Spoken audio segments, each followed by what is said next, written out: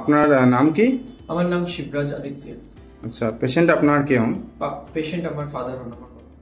আচ্ছা, তো আপনি মানে এই পেশেন্ট তাহলে কি হয়েছিল, মানে অসুস্থতা কি ছিল? উনার কিডনিতে সিস্ট হয়েছিল।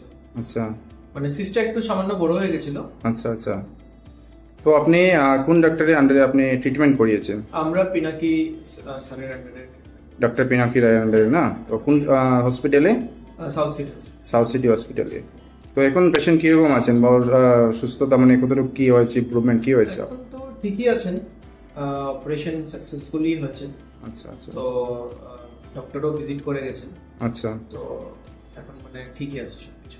আচ্ছা। তো আপনি মানে লাস্টে এই হসপিটালের সার্ভিস, ডাক্তারের ট্রিটমেন্ট বা এভরিথিং কিরকম ছিল আপনার এক্সপিরিয়েন্স? ওভারঅল সবকিছু ভালোই ছিল। আচ্ছা। স্পেশালি দুটো জিনিস খালি আমি পয়েন্ট আউট করতে চাইবো। একটা হলো গিয়ে ডক্টর পিনাকি স্যারের রেসপন্স।